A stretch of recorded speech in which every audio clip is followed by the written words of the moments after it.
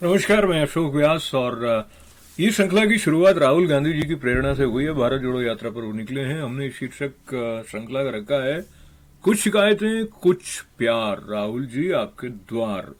कुछ संशय के साथ भी जुड़ी हुई बातें हैं और कुछ बातें ऐसी हैं जिनसे कि आपको सीधे सीधे प्रेरणा लेनी चाहिए। अनुशासन जीवन में एक बहुत महत्वपूर्ण भूमिका निभाता है अगर आपको आगे बढ़ना हो। अनुशासन के साथ में कई तरह की सिद्धियां प्राप्त की जा सकती हैं। राहुल जी कौन सी सिद्धि की तरफ बढ़ रहे हैं और किस तरफ वो आगे बढ़ने के लिए सबको प्रेरित कर रहे हैं, इसके बारे में समझने के लिए राहुल जी को सुनना आवश्यक है। मैंने उनको सुनना प्रारंभ किया और उनकी कुछ कुछ बातें ऐसी हुई जिनको मुझे लगा कि आप तक पहुंचाकर उन पर अपना जो विचार है वो भी मैं व्यक्त करूं। तो इस दिशा में आगे बढ़ेंगे, पर पहले देखते हैं ये वाला क्लिप। बात शुरू हुई है एक सवाल से और सवाल जो है वो संबंध रखता है कि पानीपत में उन्होंने कहीं एक कहानी ऐसी सुनाई जिसमें दो भाई जो बहुत समय से बात नहीं करते हो वो भी मिल गए। तो स्वाभाविक था आगे प्रश्न ये आ गया कि क्या वो वरुण गांधी को अपनाएंगे, और इनडायरेक्ट क्वेश्चन चूंकि पॉलिटिकल एनवायरमेंट हो रहा है तो क्या वो बीजेपी छोड़ के कांग्रेस में आ जाएंगे। तो ये सवाल है। अब सवाल सुनिए फिर बात आगे चलती है। जोड़ो यात्रा कर रहे हैं, क्या कांग्रेस परिवार को जोड़ने के लिए भी आप आगे हाथ बढ़ाएंगे? वरुण गांधी आपके भाई हैं, क्या उनसे भी मिलकर चलने की बात की जाएगी? आप पहल करेंगे उनसे मिलने की? क्योंकि पानीपत में आपने एक स्टोरी सुनाई थी कि दो भाई जो बहुत देर से बात नहीं कर रहे थे वो भी मिल गए। आप वरुण गांधी से मिलेंगे? देखिए, वो बीजेपी में हैं। शायद अगर वो यहाँ चलेंगे उनको प्रॉब्लम हो जाएगी।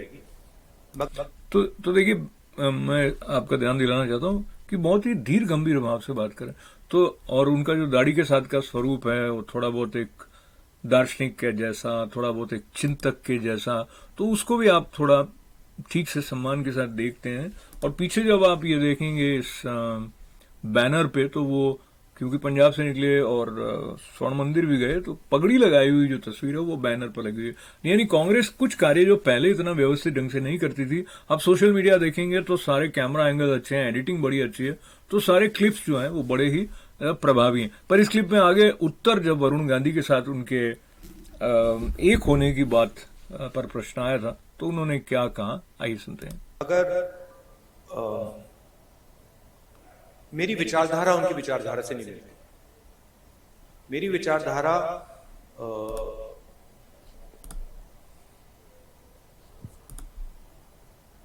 मैं आरएसएस के ऑफिस में कभी नहीं जा सकता। आप मेरा आपको गला काटना पड़ेगा। अब ये जो बात हुई ना, ये लेके मैं एकदम घबरा गया। ये गला काटने की बात कहां से आ गई? अच्छा, आरएसएस वालों ने कोई वो भेजा आपको निमंत्रण की भाई आप आओ या आओ? आरएसएस के ऑफिस में नहीं घुस सकते तो ठीक है, पता आप जो यात्रा कर रहे हैं उसका घोषित उद्देश्य है कि भारत को जोड़ने की बात है और कई नफरत फैली हुई है उसको हटाने की बात है, प्यार बढ़ाने की बात है। तो जब इस तरह का वक्तव्य दिया जाता है कि आप मेरा गला काट लीजिए, गला काटना पड़ेगा, काट लीजिए नहीं, गला काटना पड़ेगा, मैं मान नहीं जा सकता। इस बात को थोड़ा समझने की आवश्यकता है।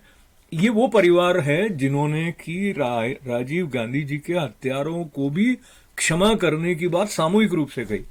इन दोनों भाई बहनों के द्वारा भी ये बात कही गई थी। ऐसा परिवार जितना बड़े उदार हृदय वाला है, उनके भीतर अगर ये भाव होता है कि आरएसएस के ऑफिस में जाने मात्र की बात के साथ में जिस तरह की प्रतिक्रिया, लेकिन वो बहुत शांत भाव में कहीं पर बात क्या कही है कि आपको मेरा गला काटना पड़ेगा, तो ये गला काटने वाली जो बात है या गला लगने वाली बात है या गले पड़ने वाली बात है, इसका संबंध राहुल जी के साथ तो है कहीं ना कहीं, ऐसा समय समय पर हमने देखा है। पर मुख्य बात यह है कि आरएसएस के प्रति ये जो वैमनस्य का सा भाव इस उक्ति में आ रहा है, और विचारधारा के बारे में अपने भ्राता की उन्होंने और आगे क्या, थोड़ा सुनिए। मैं नहीं जा सकता। और मेरा जो परिवार है उसकी एक विचारधारा है, उसका एक थॉट सिस्टम है, थिंकिंग सिस्टम है। और जो मैंने एक भी इंटरप्ट कर दिया, वो जो इन्होंने कहा कि मेरा जो परिवार है उसका एक थॉट सिस्टम है, थिंकिंग सिस्टम है, थॉट पैटर्न की बात करें, पर अब ये परिवार कहाँ से आ गया? और ये परिवारवाद की बात को लेकर ही तो विपक्ष हमेशा कांग्रेस के ऊपर कुछ अपनी तरफ से छीटाकशी करता रहा है कि ये परिवार की पार्टी है। तो आप कांग्रेस, आप भारत जोड़ो, फिर आप कहें मेरे परिवार का एक थॉट सिस्टम है, अगर वो परिवार के इतिहास को समझते, इस तरह से उन्होंने वो सारा जो एक हमले का सामग्री बन जाती है कांग्रेस के खिलाफ, उसको इन्होंने और ज्यादा फ्यूल जैसा दे दिया कि मेरे परिवार का एक सिस्टम है और हमारी विचारधारा में, अब ये परिवार की विचारधारा है, कांग्रेस की विचारधारा है, और अगर कांग्रेस और परिवार की विचारधारा एक ही है तो फिर वो कांग्रेस पर परिवार हावी है। ये भी सवाल कहीं ना कहीं आते हैं। आगे सुनते हैं। वरुण है, उन्होंने एक समय, शायद आज भी, उस विचारधारा को अपनाया और उस विचारधारा को अपना बनाया, तो मैं उस बात को एक्सेप्ट नहीं कर सकता।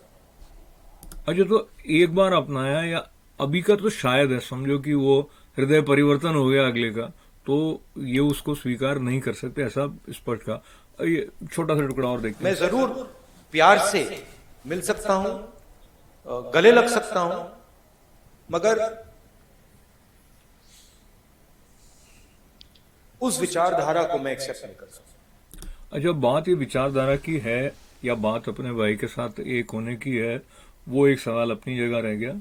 दूसरा बात यह है कि एक तरफ आप कहते हैं आरएसएस में जा नहीं सकता हूं, मेरा गला काटना पड़ेगा, फिर कहते हैं मैं उसको गले लगा सकता हूं प्यार से।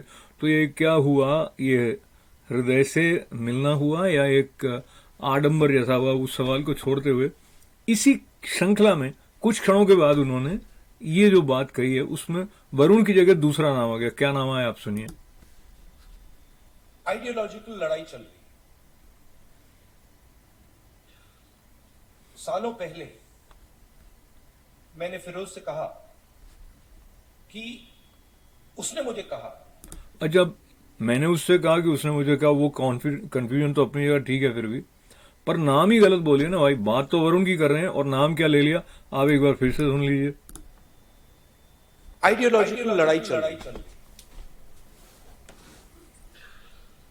सालों पहले मैंने फिरोज से कहा कि उसने मुझे कहा कि आरएसएस देश में बहुत अच्छा काम कर रहा है, और मैंने कहा कि देखिए, आप अपने परिवार की हिस्ट्री जो है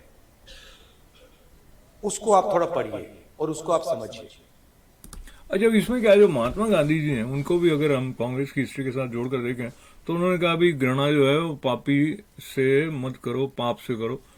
मैं नहीं कह रहा हूं कि आरएसएस पापी है, लेकिन समझो कि आप उनसे असहमत हैं, तो अभी वो क्या कर रहे हैं उसके प्रति भी हम पूर्वाग्रहों को लेकर ही चलते रहें, तो फिर हम कैसे भारत जोड़ने की बात कर पाएंगे या भारत में प्यार बढ़ाएंगे? मेरा कांग्रेस से कोई विरोध नहीं, राहुल जी से कोई विरोध नहीं, ये मैं एकदम जेन्युइन प्रश्न जो मेरे मन में, और मैं बहुत सिंसियरली उनको सुन रहा हूं, तो मैं आगे भी ये श्रृंखला में शायद आपके साथ बात करूं, पर इसको समाप्त करते हैं। क्योंकि जो आपने मुझे बोला है, अगर आपने अपने परिवार की विचारधारा समझी तो आप ये कभी नहीं बोल सकते। पंजाब तक से अर्श बट कोई नफरत या ऐसी कोई बात नहीं। तो ये मुझे वो शोले फिल्म का वो वाला सीन याद आ गया कि मौसी वैसे तो बहुत ही अच्छा है मेरा दोस्त, वो तो कभी कभी यह हो जाता है। आपको याद है वो करते हैं अमिताभ बच्चन के डायलॉग्स में, तो वैसे मोहब्बत है, वैसे कोई नफरत नहीं है। तो बचा क्या भाई साहब, ये प्रश्न मेरे मन में आया, लेकिन हो सकता है आपके मन में नहीं आया हो। पर बात यह है कि आप राहुल जी को गंभीरता से नहीं लेंगे तो मुझे लगता है उनके साथ साथ आप अपने प्रति भी अन्याय करेंगे, क्योंकि उन्होंने एक मूवमेंट जैसा तो खड़ा है। देखिए, एनर्जी का संचार होता है मूवमेंट के साथ। एटलीस्ट पहली बार ऐसा हुआ कि वो एक पूरे भारत की यात्रा के लिए निकले, हालांकि वो बार बार वही शिकायतें दोहरा रहे हैं जिसको लेकर वो चले थे। घोषित रूप से ऐसे कहा गया कि ये भारत को जोड़ने की यात्रा है, पर वो कई स्थानों पर ये कह रहे हैं क्योंकि उनको पार्लियामेंट में बोलने नहीं दिया जा रहा था, उनका माइक बंद कर दिया जा रहा था, तो उनके पास और कोई चारा नहीं बचा था। तो वो तो एक विवशता के साथ होने वाली यात्रा हो जाती है, और एक वैसे नफरत उनको कहीं दिखाई दी हो ऐसा नहीं लगा। ऐसा उन्होंने खुद अपने वक्तव्य में कहा कि भाई इतनी जगह घूमे हैं और कहीं नफरत नहीं है, सब प्यार वाले हैं, तो फिर नफरत कहाँ फैल रही है, उस बात को अपने छोड़ देते हैं। पर ये वाला जो अंक है, ये शीर्षक आपको कैसा लगा आप मुझे बताना, लेकिन नाम मैं आपको फिर से बता देता हूँ, कुछ शिकायतें कुछ प्यार और राहुल जी आपके द्वार, कुछ संशय कुछ सार, विश्लेषण की रसधार। तो रसधार में हम क्या है कि बहुत सत्कार और सम्मान के साथ बात करने वाले लोगों में से हैं, हम आपसे भी यही अपेक्षा करेंगे। तो आप सम्मान के साथ प्यार के साथ थोड़ा लिखिएगा कि ये आपको प्रस्तुति कैसी लगी। नमस्कार।